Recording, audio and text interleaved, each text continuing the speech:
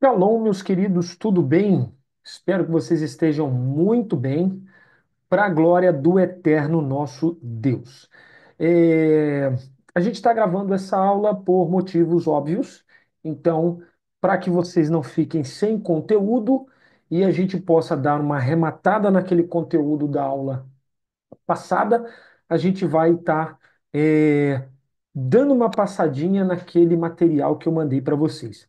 É um material importantíssimo e eu queria muito que todos tivessem lido aquele material, porque é um material que demandou muito tempo de trabalho, de estudo, de pesquisa, e a gente preparou com muito carinho para vocês, tá? Pegando realmente o melhor do melhor para vocês, tá bom? Bom, vocês têm de posse aí o material sobre as 10 pragas do Egito, e aí a gente colocou aí, esse estudo explora as 10 pragas, né, do Egito, não apenas como juízos. Opa, minha câmera está querendo fugir aqui. Deixa eu botar ela de novo aqui, senão vai dar ruim. Pronto, acho que agora foi. Vamos lá. Sempre tem esses pequenos probleminhas, né? Pronto, certinho. Então, esse estudo, acho que assim vai ficar melhor, né? Isso.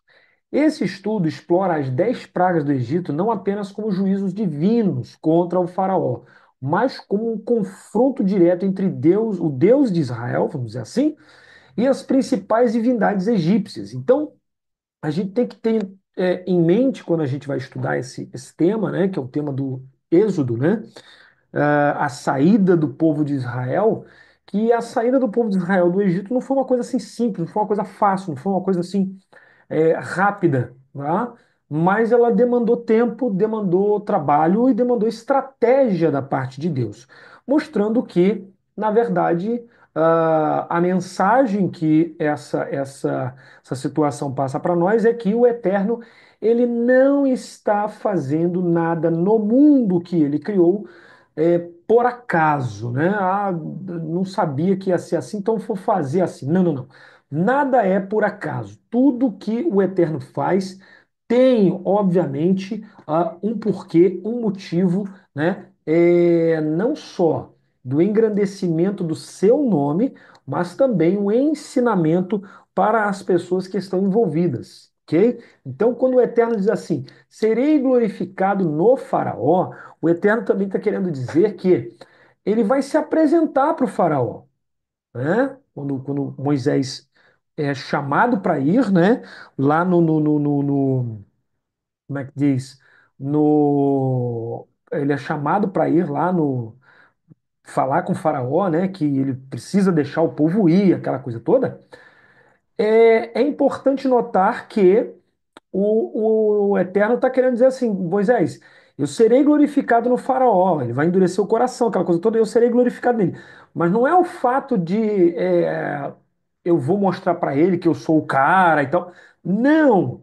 Muito do que nós estudamos, né, acerca do comportamento do Faraó e da maneira do agir de Deus, né, na pessoa ali, em tudo que está acontecendo, transmite para nós uma ideia interessante de que Deus está querendo realmente se apresentar para o faraó, para o povo egípcio e mostrar para eles que ele é Deus, como que querendo converter também os egípcios que ali estão, ok? Então é importante a gente estudar, né, esses pontos aqui com um coração bem voltado para essa visão que o Eterno está deixando transparecer no texto bíblico, de que ele está querendo transformar e convencer o coração do faraó, que outrora era um coração endurecido,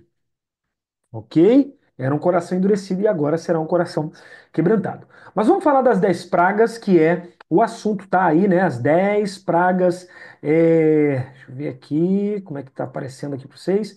Isso! As 10 pragas, né, do Egito, tá aqui em cima, aqui minha câmera só pega um pedacinho, corta o meu braço, né? Mas as 10 pragas do Egito, tá ok?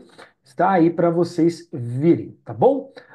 Descendo aqui, vamos lá, apresentação, né? Eu fiz uma pequena apresentação para vocês. Libertação dos Hebreus do Egito narra. narrada no livro de Shemot. É bom a gente lembrar esses nomes. Shemot, não é Êxodo, né? É Shemot, tá? Não foi apenas um ato de redenção, mas um confronto direto entre Hashem, Deus, a gente não fala o nome de Deus, então a gente diz o nome, né? Hashem quer dizer o nome. Quando a gente fala o nome, é o nome, né? Aquele que tem o nome acima de todo nome. Então é ele que tem o nome de verdade, né? Nós não temos um nome. Nosso nome sempre depende de uma circunstância, de como nascemos, ou alguma transformação que precisa ser feita na nossa vida, né? Como no caso de Abraão, que era Abrão, mudou para Abraão e tal. Então ele não. Deus tem o nome, que através do nome de Deus, os demônios estremecem, os homens se calam, a alma sai do corpo e por aí vai, né? Então, o nome, né? É, é, Hashem, que quer dizer o nome, né? Deus de Israel, ele então confronta as divindades do Egito. As 10 pragas não ocorrem de forma aleatória, é o que a gente vai ver aqui. Elas não acontecem assim, Deus foi mandando para. Não, elas não acontecem de forma aleatória.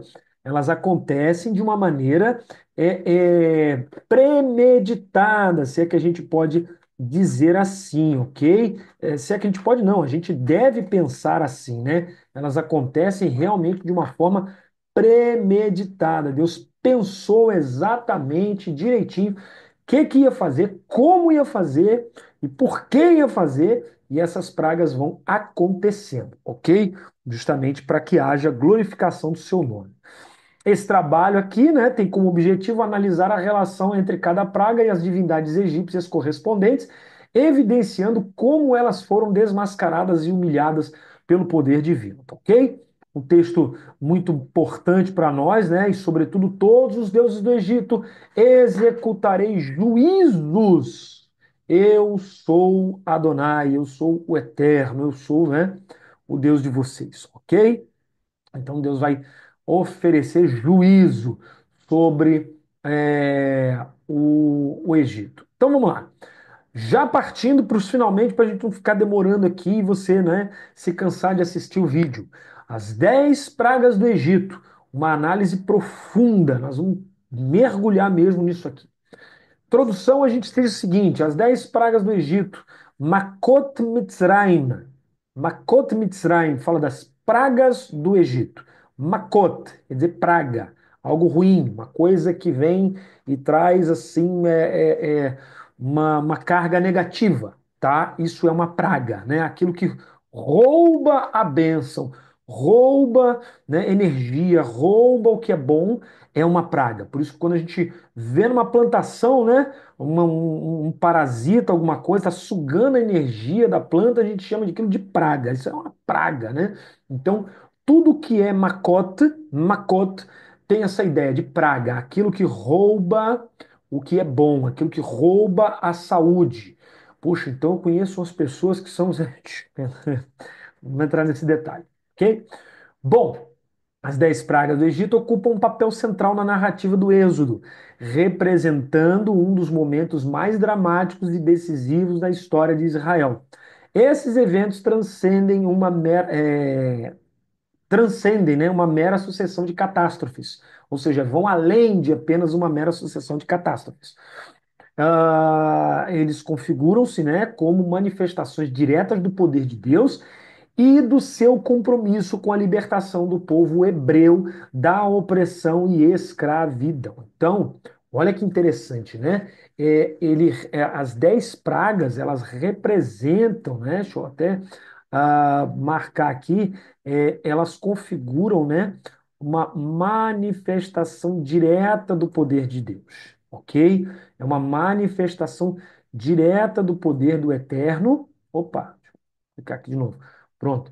É uma manifestação direta do poder do Eterno. Deixa eu usar aqui uma listrinha que é melhor. Cadê? Aqui. Uma manifestação direta do poder de Hashem, né? E o compromisso, tá? Dele com a libertação do povo hebreu e da escravidão do Egito, tá bom? Então a gente tem que ter isso em mente, tá ok? Que É, é, Pronto. Que a gente está ali vendo uma manifestação direta da vontade de Deus. Não é uma coisa que aconteceu aleatória, como alguns pregam, que Moisés, o milagre é que Moisés sabia que ia acontecer e como ia acontecer. Aquilo já estava para acontecer, mas o milagre é que Moisés sabia. Não. Aquilo é uma intervenção direta de Deus na história egípcia para libertar o seu povo, o povo de Israel. Cada praga foi cuidadosamente orquestrada para confrontar, tá, aspectos específicos da sociedade e da religião egípcia. Então, isso aqui também é muito importante, ok? Cada. Afinar aqui o negócio que a gente estava usando, tá? Aqui. Cada praga ela foi cuidadosamente orquestrada, pensada, né, para justamente, ó, aqui, ó, sublinhando aqui, ó, humilhar mesmo os deuses egípcios e mostrar tanto para o povo de Israel quanto para o povo egípcio que Deus é o Deus que comanda, que manda, né, em todas as coisas, ok? Continuando então. Desde a transformação, né, da água em sangue até a escuridão que se abateu sobre a terra, né, do Egito, os sinais e os julgamentos operados por Hashem, por Deus, não só demonstraram a severidade de seu juízo, mas também serviram para enfraquecer o sistema de crenças dos egípcios, desmascarando a falsidade e as suas divindades, tá? Ao preparar o caminho para a emancipação dos israelitas, as pragas funcionaram como uma poderosa mensagem teológica. Qual é essa mensagem? A mensagem é essa aqui, ó. Somente. Cadê? É, Uma forte mensagem teológica. Aqui. Somente Hashem detém autoridade suprema sobre a criação e a história. Enquanto as divindades pagãs, né, são reverenciadas, tá? Pelos homens e mulheres mundo afora, né? Tá aqui, tá? Se revelam incapazes de resistir ao seu comando e ao seu poder. O que eu acho interessante nisso é que Deus pegou o povo de Israel e levou para outra nação, lá na outra nação, quando a outra nação não quis liberar o povo, Deus veio nessa nação e disse e faz tudo o que faz para deixar claro assim: eu é que comando as nações, eu é que sou dono das nações. Se as coisas estão acontecendo aí do jeito que vocês estão vendo acontecer, ou vocês estão dando determinadas ordens, determinadas palavras para alguma coisa, isso aí é porque eu estou permitindo, eu estou deixando vocês fazerem, vocês viverem como vocês estão vivendo. Mas eu é que comando todas as coisas e a hora que eu quiser, as coisas vão acontecer, vão ser mudadas, vão ser alteradas a hora que eu entender e a hora que eu quiser. Então é muito interessante isso aqui, é muito importante isso aqui, porque denuncia para nós e mostra para nós que o Eterno é quem comanda todas as coisas. A importância das pragas para Israel. O episódio da Makot Mitzrayim, tá? É central na narrativa do Êxodo, como a gente já leu lá em cima, e carrega lições profundas que transcendem o mero castigo aos opressores. Por meio desses eventos, o povo de Israel não só testemunhou o poder supremo de Deus, mas também viveu uma transformação espiritual e cultural. Diversos comentaristas clássicos da Bíblia elucidam essas dimensões, ressaltando como cada aspecto das pragas contribuiu para a formação da identidade monoteísta. Isso aqui não pode ficar. Cadê aqui? Isso aqui não pode ficar apagado da nossa mente, ok? É, é, Cadê? Paraná, Paraná. Viveu uma transformação espiritual. Diversos comentários clássicos da Bíblia ressaltam a dimensão, né, espiritual das pragas como um aspecto que contribuiu para a formação da identidade do povo. Formação da identidade do povo. O povo teve a sua identidade, né, mudada através disso aqui, através dessas pragas, através desse evento que fez o quê?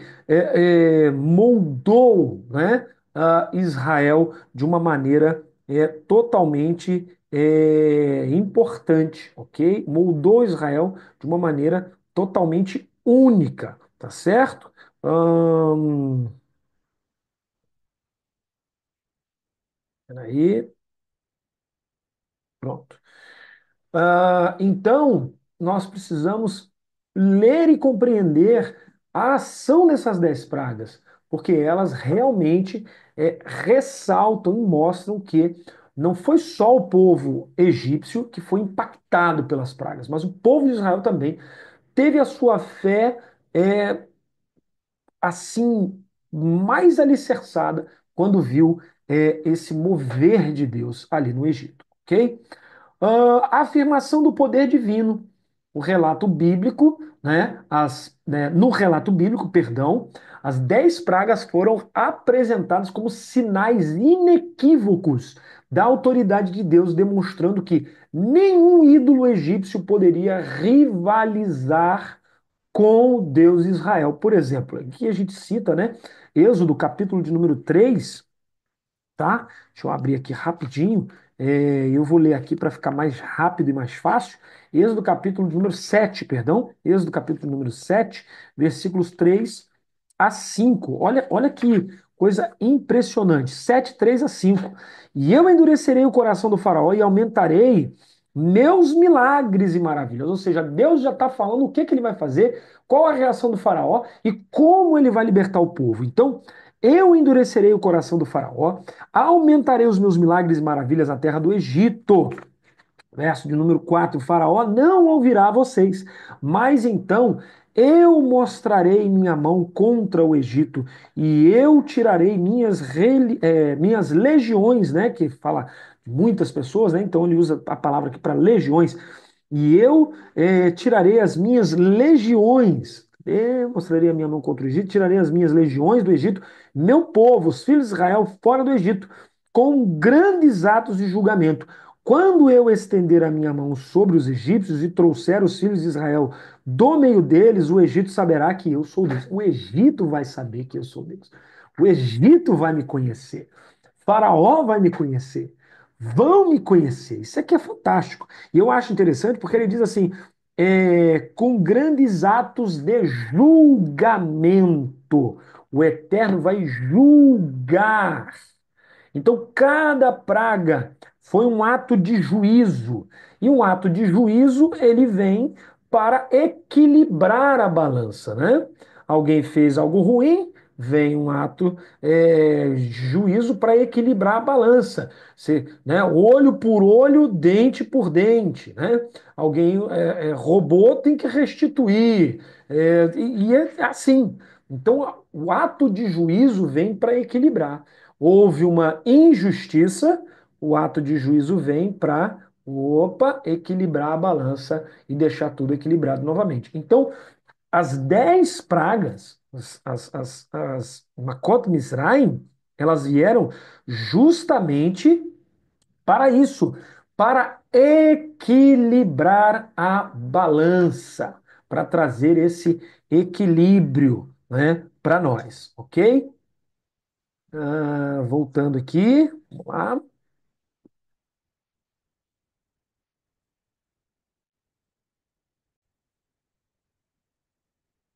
São esse ato de julgamento, né, de Deus, tá?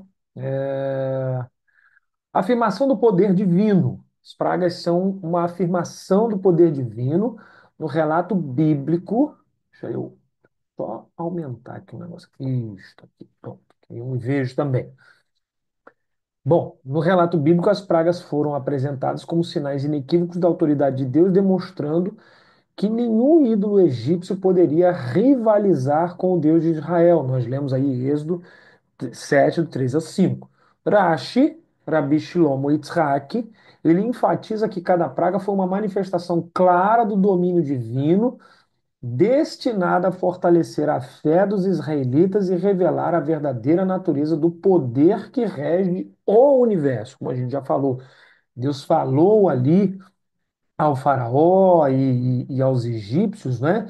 Dizendo: olha, deixa o meu povo ir, foi direto, porque ele está querendo mostrar que ele não é Deus somente dos judeus, ele é Deus do mundo, é Deus do universo, ok? Bom, dessa forma, o testemunho das maravilhas milagrosas serviu para afirmar a crença de que o poder de Hashem é absoluto e que a proteção divina estava sempre presente na jornada do seu povo. Bom, justiça contra a opressão. As pragas também representam uma resposta divina à opressão crônica sofrida pelos israelitas. E Ben Ezra, que é também um outro grande mestre, né, de Torá, Ibn é uma palavra hebraica para filho. Então,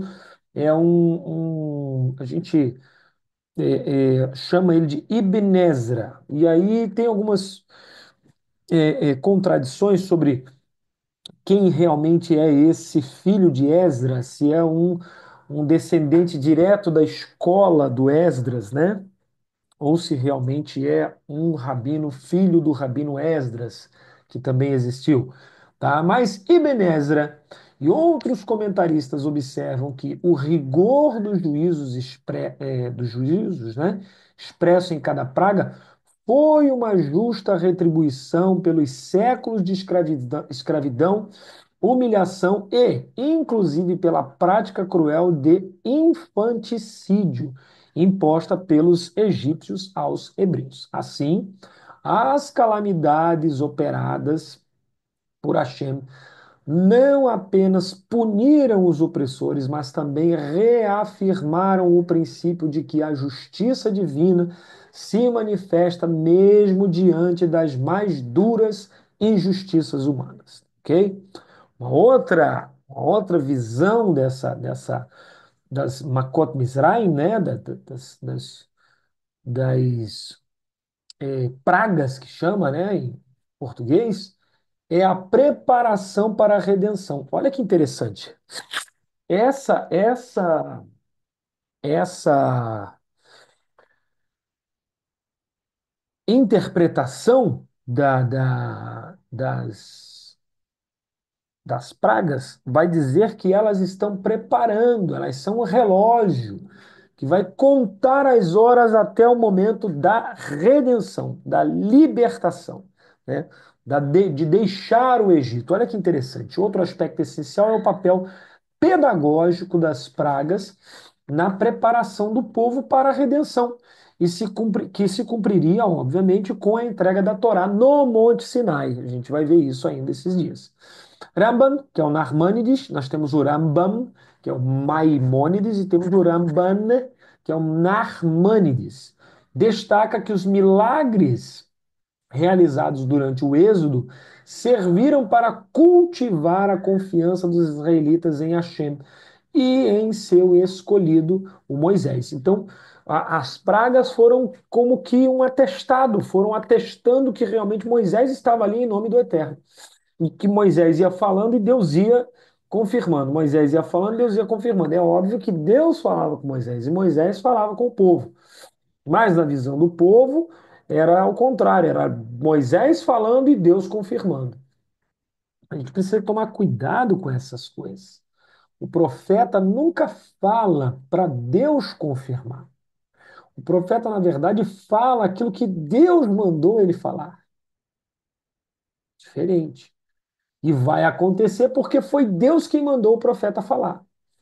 Nunca é, não, eu vou falar e Deus vai fazer para confirmar a minha palavra, que a palavra dele está na minha boca, nada disso, ok?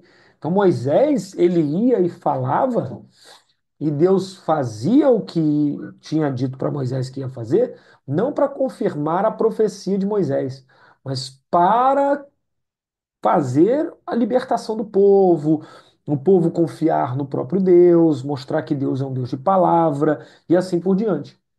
Então Moisés nunca chegou para o faraó e dizer: Olha, eu vou falar aqui um negócio pra você e Deus vai cumprir porque eu sou o homem de Deus, eu sou o cara e Deus ele faz aquilo que eu falo para ele fazer e tal. Nada disso. Isso não existe, ok? Então por aqui você já elimina esses profetas, essa profetada, esse monte de gente que não tem nada de Deus, porque não tem nada de Deus. Ah, não, mas ele falou, e aí cumpriu, e profetas.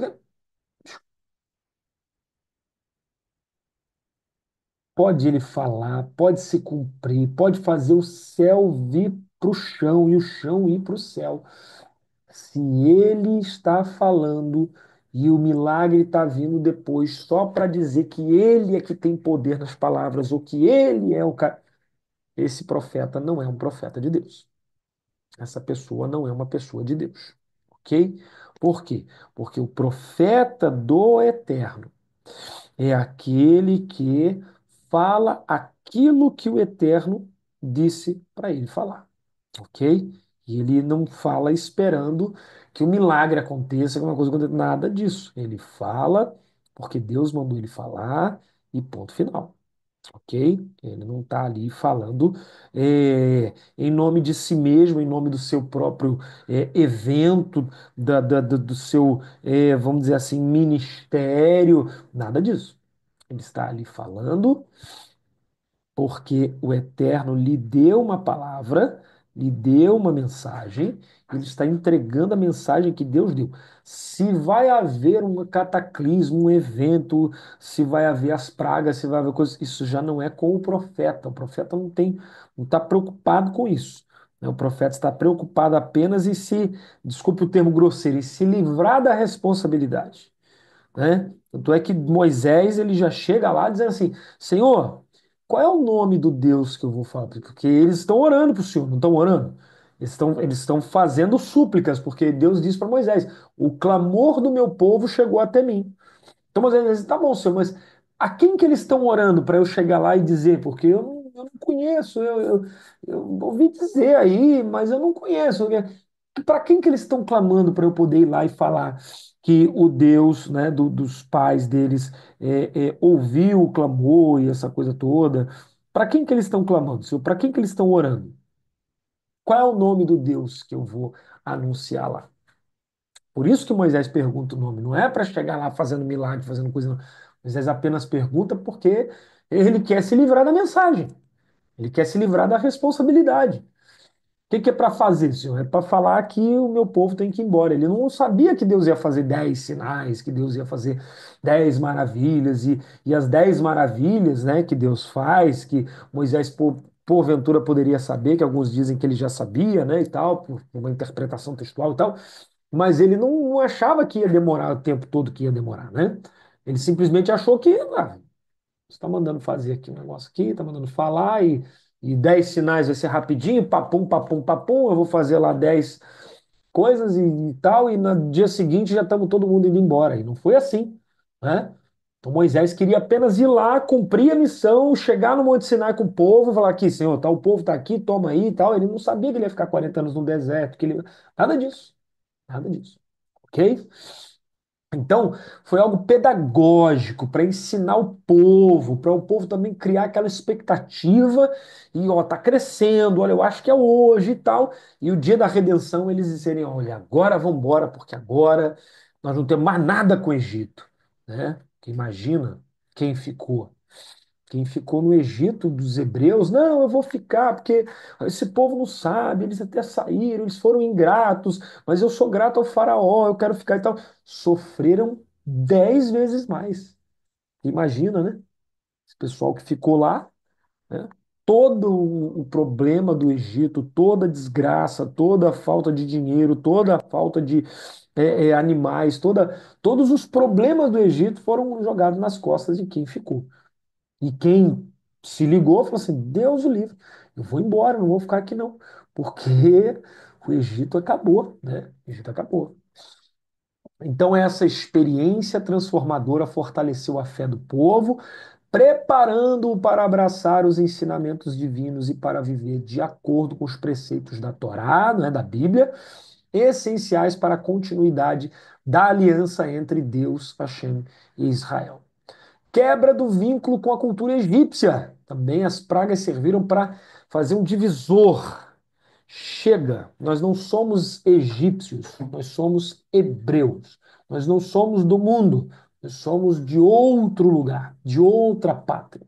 Chega, acabou, quebrou com a cultura. Qual é o costume aqui? É esse? Nós não vamos mais fazer esse costume. Agora nós vamos fazer outras coisas que Deus nos deu na Torá para nós fazermos. Midrash Tanhumá ressalta que cada praga foi concebida para minar a credibilidade dos deuses egípcios, demonstrando que essas divindades eram incapazes de intervir ou proteger os seus adoradores diante do poder de Deus. Com essa desarticulação, os fundamentos da religião egípcia, né, os israelitas foram incentivados a romper. É o que Josué faz, por exemplo, quando ele chega na beira do Rio Jordão com o povo, né, atravessa o povo, conquista a terra. Quando ele acaba de conquistar a terra, ou pelo menos parte da terra que precisava realmente ser conquistada, ele olha para os filhos de Israel e diz assim: Olha, escolhei agora quem vocês vão servir. Se os deuses egípcios lá do lado de lá do Jordão, né, aquele lá, ou seja, aqueles lá que foram o quê? Derrotados. Ou se os deuses daqui que também foram o quê? Derrotados. Ora, se os de lá foram derrotados e os daqui foram derrotados pelo mesmo Deus, escolhe quem vocês querem, afinal de contas. Por quê? Porque Josué via nitidamente que tinha gente que ainda tinha um patuazinho, ainda jogava um búzio, ainda fazia uma fezinha, ainda não sei o quê. Escolhe, afinal de contas, gente. Se o Deus daqui está dando vitória para você, está abençoando, está fazendo chover bênçãos, está vencendo os seus inimigos, está fazendo isso tudo, e vocês agora estão ainda mantendo um vínculo com os deuses do outro lado, com os deuses, não sei o quê, escolhe, pois eu e a minha casa serviremos ao Senhor. É exatamente o que Josué diz e fala para o povo: fala, eu e a minha casa, a gente vai servir ao Senhor, a gente não quer saber de deuses egípcios e nem de deuses cananitas. Então, essas pragas serviram para realmente quebrar o vínculo de Israel com os deuses egípcios, ok? Em suma, as 10 pragas não foram meros atos de destruição, mas instrumentos divinos com múltiplas finalidades, reafirmar. Como reafirmar a soberania de Deus, corrigir injustiças, né? Preparar espiritualmente o povo para a nova era da revelação e promover uma ruptura definitiva com os costumes pagãos, ok? Impacto das 10 pragas. Qual é o impacto real que esses cataclismos, né, essas pragas acabaram trazendo, né, sobre os hebreus e para o Egito? As 10 pragas não foram apenas, tirar aqui, não foram apenas manifestações sobrenaturais que precipitaram, né, a libertação dos israelitas. Elas também exercem um impacto profundo sobre a estrutura econômica, social e religiosa do Egito. Então, a seguir, a gente dá uma olhada como é que essas pragas impactaram, né, o Egito, como é que ficou, vamos dizer assim, o Egito, para o lado aqui para vocês me verem melhor, como é que ficou o Egito economicamente, socialmente, etc. Olha só. Colapso econômico. As pragas afetaram diretamente os fundamentos econômicos do Egito. Isso é muito sério. Isso aqui é muito sério. Meu Deus do céu. Vou tentar marcar aqui para vocês aqui. Ah, não. Não é esse aqui, não. É... Aqui. Isso. Pronto. Aqui. Então, olha só. Primeiro, colapso econômico, né? Saiu em cima. É. Colapso econômico. Essas pragas, elas atingiram economicamente o Egito, inviabilizou a irrigação e a pesca e elementos que são elementos essenciais para a agricultura no Egito. E logo o rio, né? Que eles lá eles não têm chuva. O que que eles fazem lá? Eles, na verdade, esperam a cheia do rio, o rio baixar, né? Ele tem uma época que ele enche, e tem uma época que ele baixa. Nessa época que ele baixa, eles aproveitavam para plantar nessa água, nesse lodo, nessa lama, tipo pântano, né, que ficava ali quando o rio baixava. Eles tiravam toda a sua economia dali. Era extenso. O Rio Nilo é extenso demais, ele corta o Egito todo, né? Então, basicamente, o Egito era do lado do rio, do lado do rio. Então, o rio agora virou sangue. Tudo que já tinha sido plantado, tudo que ia ser plantado, acabou, acabou tudo. A gente lê aqui, ó, em Êxodo, capítulo 7, né? Esqueci de marcar aqui, mas vamos rapidinho. Êxodo capítulo 7, olha que interessante, versículo de número 14 a 24, né? Êxodo 7, 14 a 24, olha que interessante. O texto vai mostrar pra gente que houve sim perda irreparável na questão da agricultura. Deus disse a Moisés: o coração do faraó está pesado, ele se recusa a deixar o povo sair. Vá ao faraó pela manhã, quando ele sair para a água, permaneça de encontro a ele na margem do rio. Leve a sua mão o cajado que foi transformado em serpente e diga-lhe: Deus, o Deus dos Hebreus, enviou-me a você com a mensagem: envia meu povo para que eles me sirvam no deserto. E eis que até agora você não ouviu. Assim Deus diz: através disso você saberá que eu sou Deus. Eu golpearei a água do rio com o cajado e ela com o cajado que está em minha mão, e ela se transformará em sangue. O peixe do rio morrerá. Olha o que Deus está falando e olha o que vai acontecer quando golpear a água e a água virar sangue.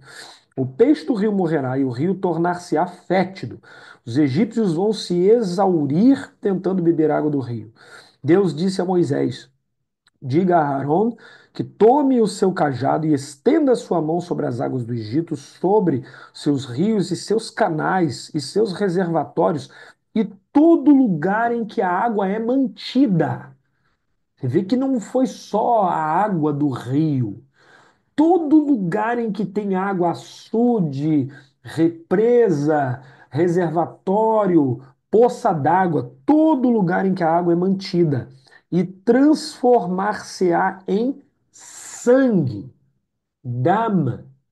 Tudo virou sangue. A gente lê rápido as primeiras partes da praga, achando que não, Deus golpeou só o rio. Não, todo caneco onde tinha água, onde Arão estendeu o cajado e a mão, ele apontou assim, para onde ele apontou a mão, onde tinha água, virou sangue. Água em poder dos egípcios, né? Haverá sangue em toda a terra do Egito, não haverá sangue só no Rio Nilo, haverá sangue em toda a terra do Egito, ok? Ah, em madeiras e pedras. O que é madeiras e pedras? Nas talhas de madeira e nas talhas de pedra que eram usadas para guardar água. Então, onde tiver água, vai virar sangue em madeiras e pedras. Ok? Moshe e Arão fizeram exatamente como Deus havia instruído. Arão ergueu o cajado, golpeou a água do rio perante os olhos do faraó e de seus servos, e toda a água do rio foi transformada em sangue. O peixe no rio morreu, o rio se tornou tão fétido que os egípcios não foram mais capazes de beber a sua água. Havia sangue por toda a terra do Egito. O rio se tornou fétido, fétido. Sangue ao sol, cheiro de podre. Então, o rio morreu literalmente. Vocês entendem isso? O rio morreu. Que coisa séria, né? O rio veio a falecer mesmo, entendeu? O rio veio a falecer. O deus Nilo morreu com um graveto. O rio corta o Egito todo e um pedaço de pau. Um mortal, filho de escravos, com um pedaço de pau, foi lá e puf, e o rio morreu. O grande deus Nilo morreu com um graveto. O peixe do rio morreu, o rio se tornou tão fétido que os egípcios não foram mais capazes de beber a sua água. Havia sangue por toda a terra do Egito. Os feiticeiros do Egito fizeram o mesmo com seus encantamentos e o coração do faraó se endureceu. Só que a proporção, né? Ele fez no rio e em todas as águas do Egito, e os encantadores ali fizeram um encantamento. Eu acho até que era. Pegaram uma água que ainda não tinha virado sangue, trouxeram para o faraó rápido antes dela virar sangue, e aí o faraó tá vendo, e eles fizeram lá um ziriguidum, e a água virou sangue, porque já ia virar sangue mesmo. Entendeu? E aí o faraó diz: Não, eu também, meus encantadores também fazem isso, daqui a pouco isso passa, né? E o faraó voltou-lhes as costas e foi para o seu palácio e não pôs seu coração também nisso. E os egípcios cavaram em volta do rio por água potável, já que não podiam beber a água do rio. E 7 dias se completaram depois que Deus golpeou o rio. Bom, no comentário aqui, né, Urashi não entra muito em detalhes, mas alguns dizem que eles cavaram em volta e conseguiram achar água, e outros dizem que eles cavaram em volta e mesmo assim não acharam água, então foram obrigados a comprar água dos hebreus. Foi aonde os hebreus começaram a ter condição financeira. Mas para você entender que Deus inviabilizou a irrigação, a pesca, os elementos essenciais para a agricultura, a subsistência. Rashi observa que cada praga foi orquestrada para, como diz, né, atingir, né, setores vitais, né, do Egito, né? Bom, aí, né, a gente está vendo que foi isso mesmo, né? Cada setor aqui vai ser atingido. Ibn Ezra também ressalta que o colapso econômico evidenciado pelas pragas serviu como um claro recado de que o controle dos recursos naturais está firmemente nas mãos de Deus. Ok? Destruição social. O impacto das pragas transcendeu a economia e estendendo-se à própria estrutura, social do Egito, desde os camponeses que dependiam diretamente de uma agricultura estável, até os membros da nobreza, todos foram igualmente afetados pelas calamidades que assolavam o país. Então, olha que coisa interessante, né? Opa, tirar aqui. Isso não atingiu só a questão econômica, mas a questão social, porque começou a dar problema até com os sacerdotes, né? Desde os camponeses que dependiam diretamente de uma agricultura estável até os membros da nobreza, ou seja, os sacerdotes. Naquela época, os sacerdotes eram nobres, né? Todos foram igualmente afetados pelas calamidades. As úlceras, as moscas, as rãs, né? Todo mundo foi afetado. Conforme relatado, as pragas minaram a confiança dos egípcios em suas instituições e tradições.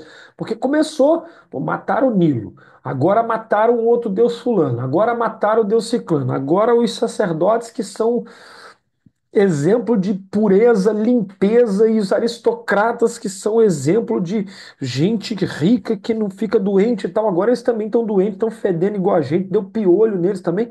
Tá todo mundo no mesmo barco. Isso serviu para mostrar que o Egito estava em calamidade e Deus é que estava controlando tudo. Então, a confiança dos egípcios nos seus deuses, nos seus sacerdotes, no seu sistema religioso, começou, peraí, eu estou servindo essa divindade aqui, mas estou só levando pragas e pragas e pragas. E os hebreus que adoram esse tal desse Deus aí, fulano de tal, eles não acontece nada com eles, poxa, estão bem, estão comendo, estão bebendo, estão com saúde. Ah, não, eu vou mudar de lado. Então começou a haver essa desconfiança por parte da população no tocante aos deuses egípcios, né? Narmânides destaca a destruição social provocada por esses eventos, né? Não era acidental, mas sim um processo de desmantelamento das estruturas que sustentavam o poder opressivo do Egito, forçando o povo a confrontar a realidade da impotência dos deuses e dos governantes, né? Desmoralização do faraó, isso aí não tem dúvida nenhuma, o faraó tradicionalmente visto como uma divindade, viva e personificação do poder egípcio, viu sua autoridade, né, severamente abalada pela sucessão de pragas. Ao presenciar a falha, né, dos seus encantamentos para conter as calamidades, né, a sua imagem de invulnerabilidade foi irremediavelmente desmoralizado. O faraó era o Deus Sol, era o Deus encarnado. Acabou que, né, ficou mal para ele porque ele não conseguiu, como é que a gente diz? Ah, Ai, meu Deus, livrar o seu povo das desgraças e nem ele mesmo, né? Não conseguiu livrar nem ele mesmo, né? Das pragas, né? Em Êxodo 8:15, inclusive, os magos egípcios reconhecem que isso é o dedo de Deus, né? Ou seja, a mão de Deus está sobre o Egito e era só o dedo de Deus, era só o começo, né? Um reconhecimento que simboliza a quebra da autopercepção divina do faraó. Rashi comenta que a recusa persistente do faraó em admitir o poder supremo de Hashem culminou não apenas em sua derrota física, mas também em uma derrota moral e espiritual perante seu povo. O Rambam, que é o Narmanides, reforça que essa desmoralização foi crucial para a mudança de paradigma dentro do Egito, pois demonstrou que a autoridade do faraó, antes considerada incólume, era, na verdade, vulnerável e subordinada ao poder divino. Então, ficou ruim, né? A quebra do sistema religioso, acho que a gente já comentou, né? Porque é isso mesmo, né? Por exemplo, a praga das rãs, que foi um ataque direto à fertilidade, ao ciclo natural, né? Atributos associados a deidades como Heket, enquanto a praga das trevas pôs em xeque a suposta proteção dos deuses da luz, que era o Ra, né? E aí é que é interessante, porque na hora que era para ter luz, o Hashem, né, que é o deus hebreu, matou o deus Ra durante 7 dias, né? Ele matou Ra durante 7 dias. 7 dias ficou lá só a penumbra, só a escuridão, só, né, o eclipse solar. Nem era eclipse, né? Era trevas tão densas que eles podiam palpar as trevas, né? Bom, Midrash Tanhumá, né, vai dizer para a gente que cada calamidade tinha como propósito expor as limitações dos egípcios, demonstrando, né, que nenhum deles possuía poder de intervir contra os desígnios de Deus.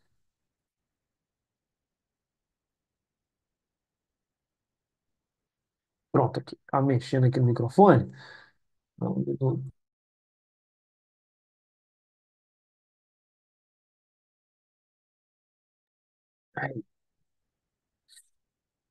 Então vamos lá.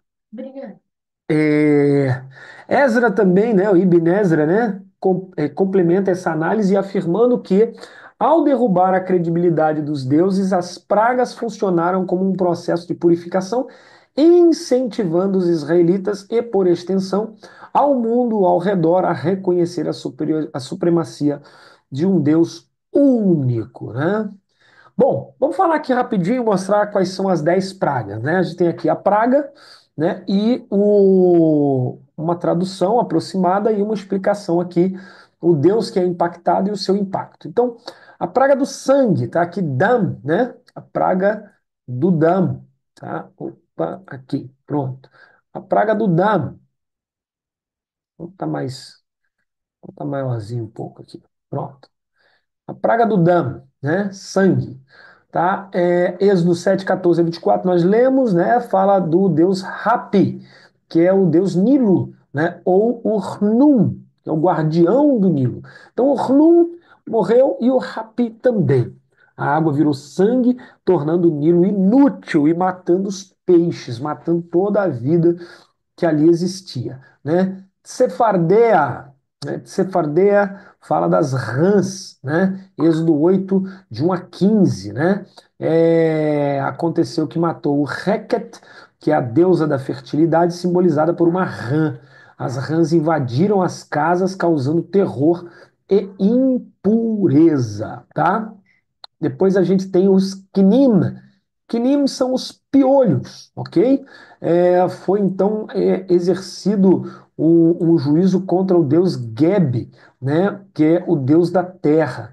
O pó da terra virou piolhos, porque o Arão pegou, né, e soprou o pó e aí ele virou piolho e foi multiplicando o pó da terra, então virou piolho, afetando homens e animais, né? Parova. Parova aqui pode ser tanto as moscas quanto, como a gente fala, uma mistura de animais selvagens que veio, né, e atacou, né, a todo mundo, ok? Vou limpar aqui, né? Parova. Ok? Aqui a gente vai chamar de moscas, né? 8, 20 a 32. Uthit, deusa protetora contra os insetos, né? Contra as coisas que apodrecem, e aí os insetos vêm, né? E tal, e põem larva e acontece e tal. Então era uma deusa protetora dessa coisa ruim, dessa coisa maligna para os egípcios, né? Maligna não no sentido de demônios, nada disso, mas má, coisa ruim. Ela foi desmascarada, né? Acabou mostrando que ela não tinha poder nenhum, pois as moscas, né, encheram as casas e a cidade espalhando doenças, ok? Deixa eu descer aqui um pouquinho. Prova. Aí agora sim, né? é, as pestes aqui, né? A peste no gado, que é a Daver, né? Davar ou Daver, né? Que são as muitas coisas, né? Que houve peste no gado. Aí foi um impacto contra o deus Apis, que é o Apis quer dizer touro, né? Ou touro sagrado, ou Hathor, que é a vaca sagrada. O gado egípcio morreu em massa, causando crise econômica. Imagina, né? Morreu o gado, o rio tá ruim, o gado morreu, e mosca e não sei o quê. Então, isso até uma mariposazinha, né? Depois veio Shechin, né? Que é a úlceras, né? Shechin, tá? Veio contra o Deus, até a palavra até parece, né? Shechmet, Shechmet. Shechin veio contra Shechmet, deusa da cura. E Imhotep, que é deus da medicina, né? O Imhotep, né? Mas é Imhotep, tá? Feridas, úlceras afligiram os homens e os animais, né? E eles foram completamente machucados, né? E teve como curá-los, né? Depois a gente tem Bered. Bered é a chuva de pedras, né? Bered quer dizer isso, chuva de pedras, mas Bered tem a ver com granizo. É uma chuva de pedras de gelo, tá? Tá aí em Êxodo capítulo é, 9, né? 9 de 13 a 35, tá bom? Ali fala só de Saraiva, chuva de pedra, etc. Mas Bered é granizo. E é interessante porque o granizo caiu e queimou todo, né? Mas queimou mesmo, queimou com fogo. E aí a gente fica assim, mas como que queimou com fogo? Podia ser queimar só do gelo, que o gelo queima e tal. Não, queimou com fogo, pegou fogo, né? O granizo destruiu as plantações e matou as pessoas expostas, ok?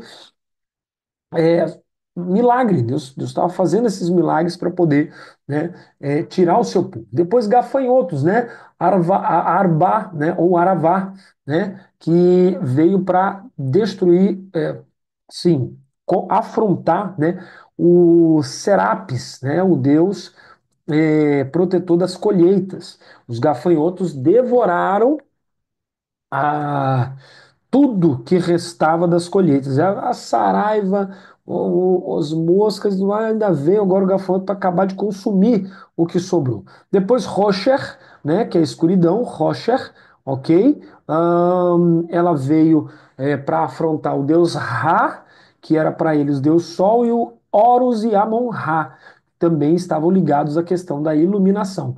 3 dias de trevas totais, mostrando que Hashem controla a luz, ok? Eu falei 7 mais à frente, mais atrás, mas vamos confirmar aqui, né? Porque aí eu fiz o texto com calma, então, né? A gente está falando rápido, tá? Capítulo 10, verso 21 a 29, tá?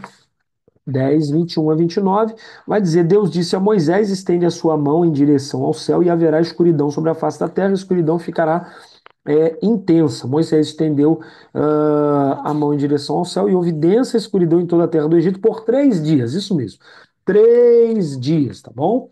A gente equivocou-se lá atrás, mas a escuridão veio por 3 dias, tá? Morte dos primogênitos, né?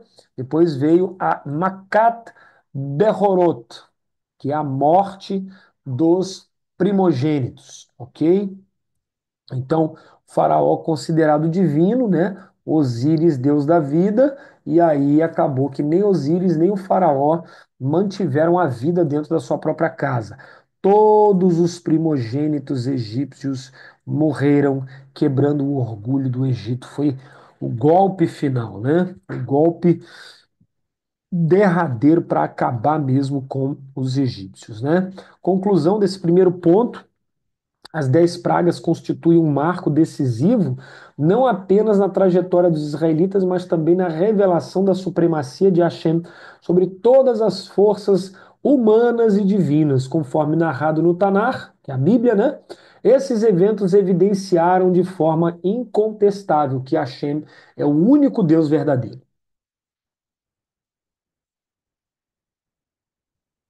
destinando destinado, perdão, a julgar a idolatria e a corrupção que permeavam no Egito e, querendo ou não, ah, desviavam o seu povo, né? Os comentaristas clássicos enriquecem essa compreensão. Rashi sublinha que a orquestração divina por meio das pragas não apenas debilitou os ídolos egípcios, mas também reafirmou a autoridade de Deus sobre os elementos da natureza e sobre as estruturas humanas, ensinando tanto os israelitas quanto os egípcios a reconhecerem a supremacia do Criador. Narmânides destaca que, ao derrotar as divindades egípcias, as pragas estabeleceram um precedente irreversível, né? Abrindo caminho para a revelação da Torá, ou seja, criou aquela fé no coração das pessoas e elas passaram a dizer assim: rapaz, se Deus falou é para fazer, é para obedecer, né? Porque não tem por que a gente não obedecer. Ok? Ezra complementa, dizendo que essa visão, ao apontar o caráter pedagógico e transformador dos eventos, em que cada praga funcionou como um sinal claro da justiça divina, como a gente já falou lá em cima, ou seja, Deus trouxe juízo sobre os egípcios porque eles agiram de má fé e de maldade com os hebreus lá atrás. Então Deus equilibrou a balança, né? E o Midrash Tanhumá, que está no Talmud, reforça que a saída de Israel do Egito não foi um mero episódio histórico, mas o início de um processo de redenção e renovação espiritual, e eu complemento, que perdura até o dia de hoje. Até hoje, nós estamos saindo do Egito. Não preciso ser mais claro, explicar nada aqui, né? Então, até hoje, nós estamos saindo do Egito. Ok? Aí, pelo final, pá, não vamos entrar nisso aqui, tá? Bom, os mandamentos, né? Porque aí a gente vê que as pragas, elas não têm só um cunho, né? Ligado à vingança de Deus sobre os deuses, mas elas estão conectadas aos 10 mandamentos que vão ser dados lá na frente, ok? Então, o faraó cometeu 10 grandes pecados, que não vem ao caso agora, né? E subjugou Israel. Deus então vem, porque cada deus egípcio ele era ligado a um feriado, que era ligado a uma obrigação que os egípcios forçavam os hebreus a participar. Então foram 10 pecados que o faraó obrigou Israel a participar. Ok? É como você trabalha numa casa de família. Você não vai participar lá do culto lá do coisa. Mas aí a pessoa diz assim: olha, mas eu preciso que você me ajude a fazer o arroz, o feijão e as coisas que vão é, é, estar na festa do meu orixá, do santo, de não sei o quê. Então, a pessoa é obrigada a fazer ali, é obrigada, às vezes, até a servir. Olha, não, a gente vai ter o culto, vai ter coisa, mas depois do trabalho você vai ajudar a servir aqui e tal, vou te pagar. E a pessoa é empregada doméstica, é uma pessoa que está ali, que tal, né, tem que fazer e tal. Ela vai ali fazer. Então, é como se ela estivesse sendo obrigada a participar de parte daquela coisa, né, ruim, da idolatria. E aí o faraó também obrigou os hebreus a matar os próprios filhos, obrigou os hebreus a fazer tanta coisa, né, que a última que a gente vê é eles matando os filhos, né? Então, o Deus Eterno viu as 10 pecados que o Egito obrigou Israel a cometer. Depois ele vem com 10 pragas para punir o Egito pelos 10 pecados que obrigou Israel a cometer. E ele traz 10 mandamentos básicos, que são os 10 mandamentos pelos quais Israel começaria a sua techuvá, o seu caminho de arrependimento, a sua purificação dos 10 pecados que havia cometido no Egito. Então, é muito importante a gente ter essa mensagem, ter isso em mente, porque é exatamente o que está acontecendo ali. Deus está trazendo, né, o juízo e agora ele está trazendo, né, a purificação através da sua ordem, da sua palavra, dos seus mandamentos. É verdade? Vamos lá. O primeiro mandamento, né, é: Eu sou o Senhor teu Deus, que te tirei da terra do Egito. Ok? Os cristãos, né, o cristianismo, geralmente ele divide o segundo mandamento em dois, né, e fala que o primeiro mandamento é o segundo mandamento e divide ele em dois e aí conta. Mas, na verdade, o primeiro mandamento é esse: Eu sou o Senhor teu Deus. Por quê? Porque vocês tiveram outros deuses lá no Egito. Por um momento, algumas pessoas, mesmo hebreus, passaram a adorar outros deuses. Então, meu primeiro mandamento é esse: Eu sou o teu Deus. Eu não sou uma imaginação e você não é de outro Deus. Você é meu e eu sou o seu Deus, ok? Então, eu sou o Senhor teu Deus, tá?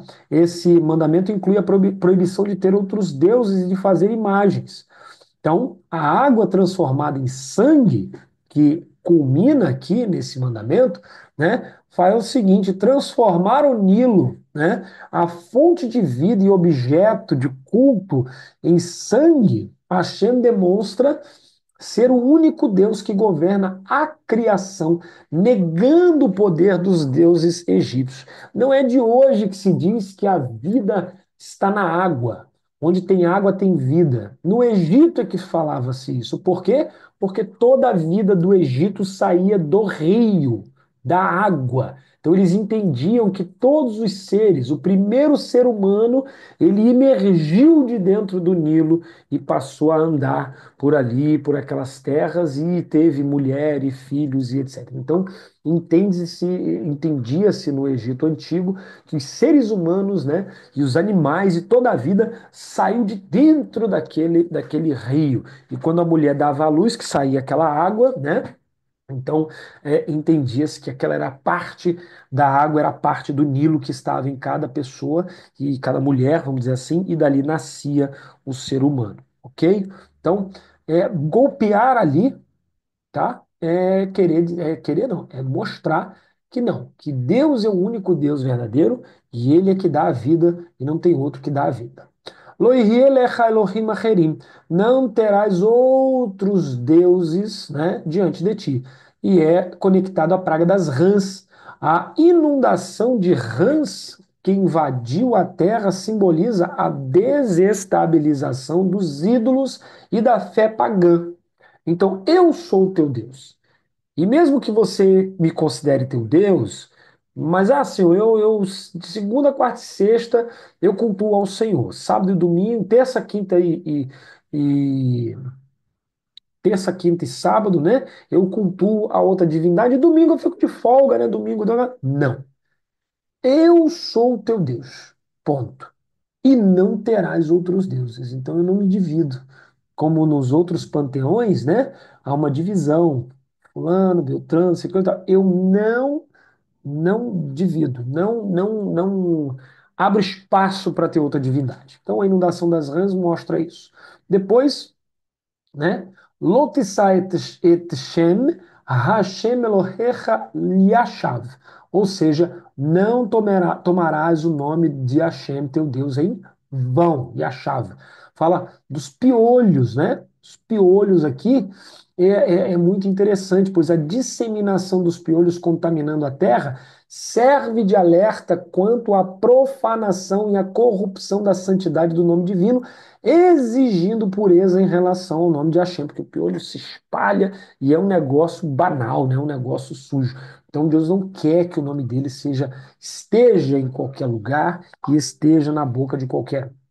Zahoret Yom HaShabbat. Lembra-te do sábado ou do dia de Shabat, que é o dia de descanso, para santificá-lo. Moscas. A perturbação causada pelo enxame de moscas contrasta com o ideal de ordem e descanso sagrado no sábado, ressaltando a necessidade de dedicar tempo à santificação e à harmonia.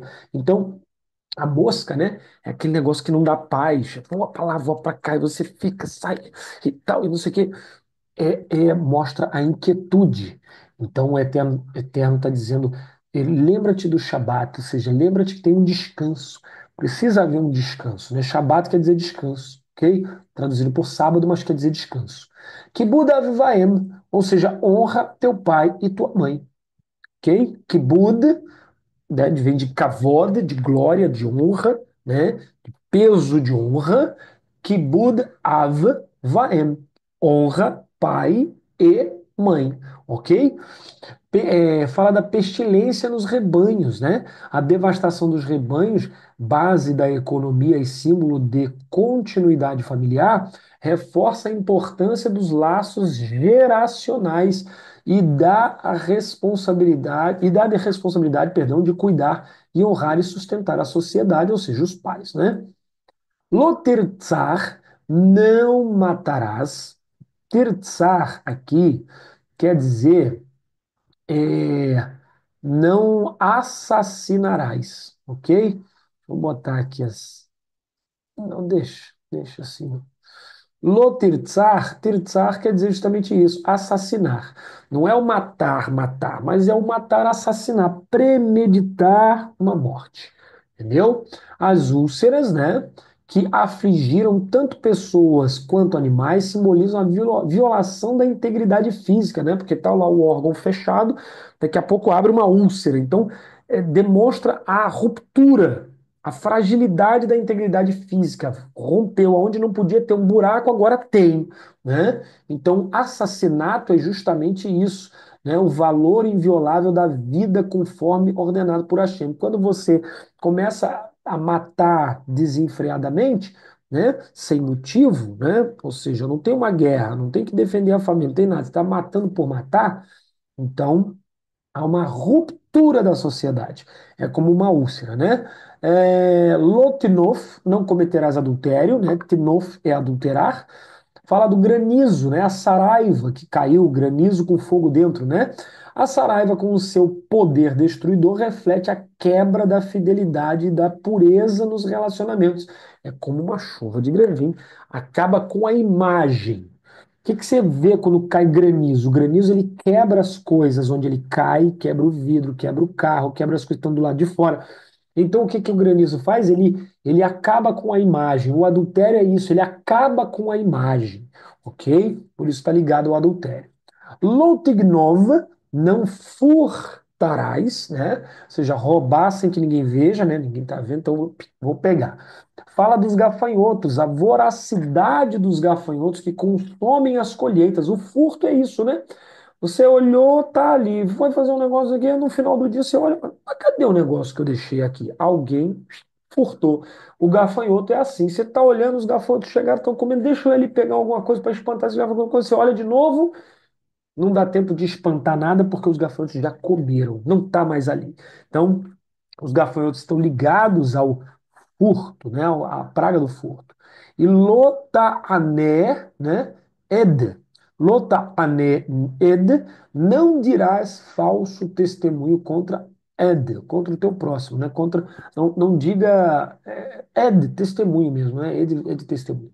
Então, não dirás falso testemunho contra o teu próximo. Está ligado à praga das trevas, né? A escuridão que encobre a terra simboliza a ocultação da verdade. E quem faz fofoca mesmo, faz um falso testemunho, nunca faz na presença da pessoa, né? Tá sempre procurando se esconder, se encobrir, né? Opa, para poder falar, fazer, dar o falso testemunho e fazer alguma coisa. Então, tá ligado aí à praga da escuridão. E Lotarmod, não cobiçarás, fala da morte dos primogênitos, né? Esse 10º mandamento está ligado à morte dos primogênitos. A perda dos primogênitos, que abala a continuidade e a herança familiar, evidencia as consequências devastadoras da cobiça desordenada, destruindo os alicerces da vida e das gerações, né?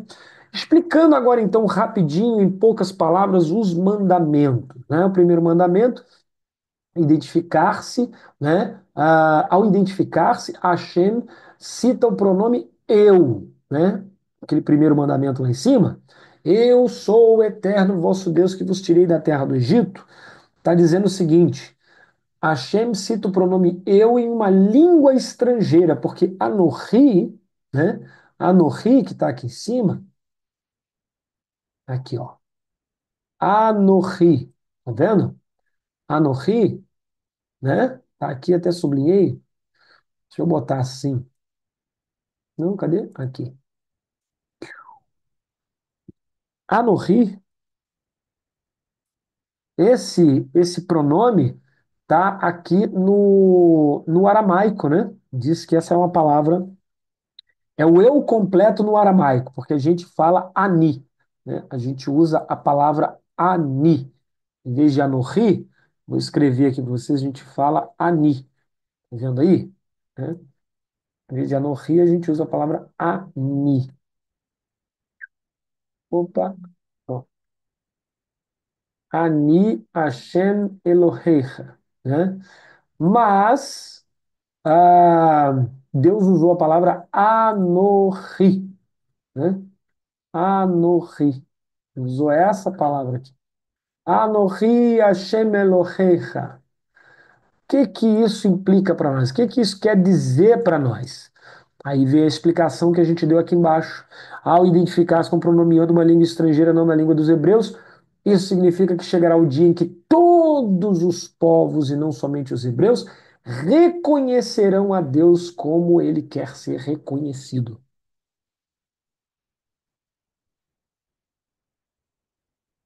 Ou seja, vai chegar um dia, como diz o profeta menor, em que o nome do Senhor será um e o Senhor também será um na mente de todas as pessoas. Primeira praga foi a de sangue.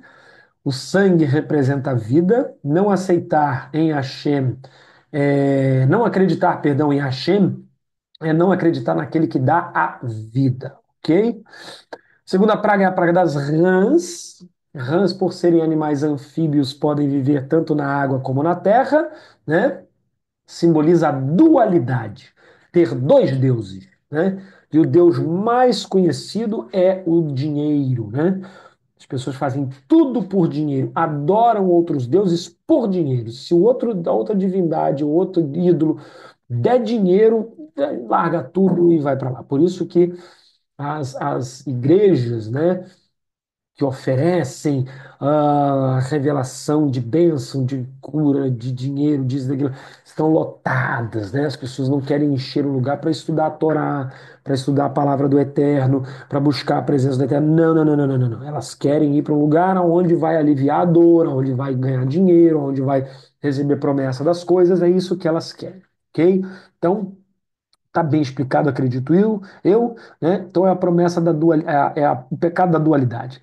A terceira praga foi a de piolhos, que representa aquilo que incomoda. Citar o nome de Hashem em vão incomoda, né, a ele, né?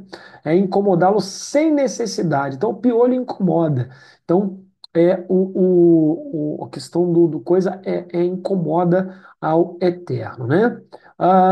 O quarto mandamento, às vezes a vida se torna tão agitada. Ah, tá. Aqui acho que repetiu, né?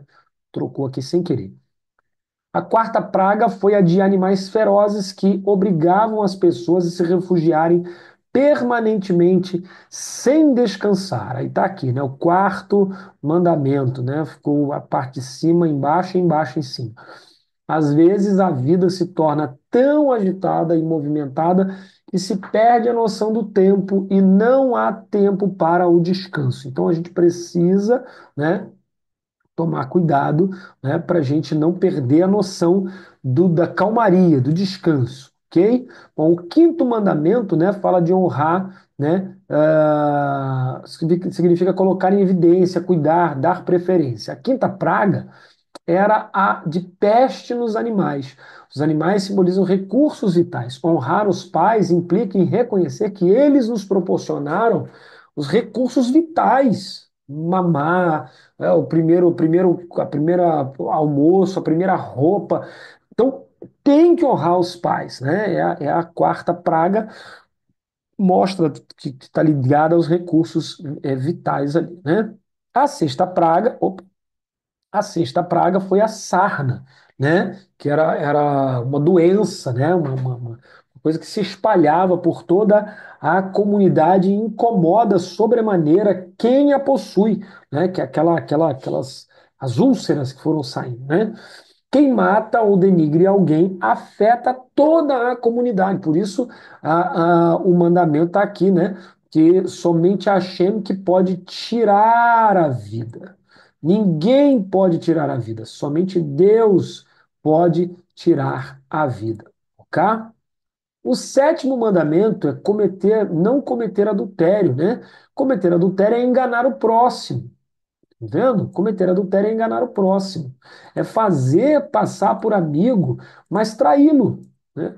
Trair a pessoa. Tanto o amigo, quanto a esposa, quanto o marido. Quando você trai, você está. Quando você comete adultério, você está traindo. Então, se você trai uma pessoa, você está cometendo adultério, né, de alguma maneira. A sétima praga foi a chuva de pedras mescladas com fogo.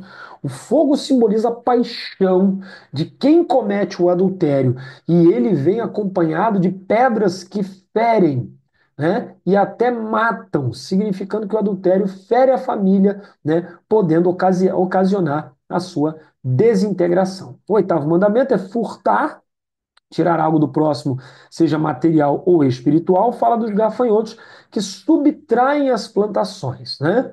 Por fim, o nono mandamento, prestar falso testemunho, é divulgar qualquer tipo de mentira ou meias-verdades, né? Praticar um mau jornalismo. A gente vê aí, nunca se viu tanta mentira, né, no mundo político, né, falado tanto de um lado quanto do outro, né? A gente viu aí o pessoal falando de golpe de Estado, é, com todas as reservas do mundo. Eu nunca vi golpe de Estado sem forças armadas, sejam forças paramilitares ou forças militares. Nunca vi golpe assim. Nunca se viu. Você que é honesto, você entende das coisas, você não vai ver golpe com gente pintando a estátua de qualquer lugar de batom. Você nunca vai ver um camarada no Rio de Janeiro que matou 4, 5, 6, 7, 8 pessoas receber pena máxima do seu crime. Tem gente que foi presa nos atos do 8 de janeiro, está com 17 anos de cadeia, pena máxima. E já estão cumprindo pena. Tem gente que foi inocentado e cumpriu pena. E o Estado não deu assistência, tanto psicológica quanto financeira, quanto coisa. Então, isso é justamente, né, prestar falso testemunho. Essas pessoas vão pagar muito caro, tanto seja de direita, seja de esquerda, seja de centro, seja de onde for. Falso testemunho é um pecado grave na visão de Deus. E o décimo e último mandamento, para nós fecharmos a nossa aula, cobiçar algo do próximo, que significa não estar satisfeito com a parte que lhe toca. A décima praga foi a morte dos primogênitos. Os primogênitos simbolizam aquilo que cada um tem. proveniente de Deus, né? Ficou drus, né? Perdão, corrigir aí. Cobiçar as coisas do próximo é não valorizar o que se tem. É como matar aquilo que você possui.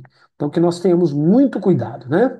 Bom, o estudo das 10 pragas do Egito revela não apenas a intervenção divina na história, mas também uma profunda lição teológica e moral, desde o início, quando Deus declarou a sua intenção de libertar Israel da escravidão, até o momento em que os primogênitos egípcios pereceram.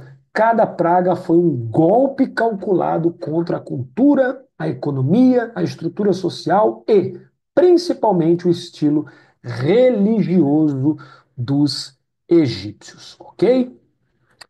Gente, eu agradeço a você por ficar até aqui conosco, assistir essa lição, essa aula, ok? A gente vai ter mais uma, tá? Que a gente vai gravar para vocês, para não ficar em defasagem. E na quinta-feira que vem, se Deus quiser, nós estaremos juntos, tá? Ao vivo e a cores, para a glória do Eterno. Deus abençoe cada um de vocês, tá bom? Shalom.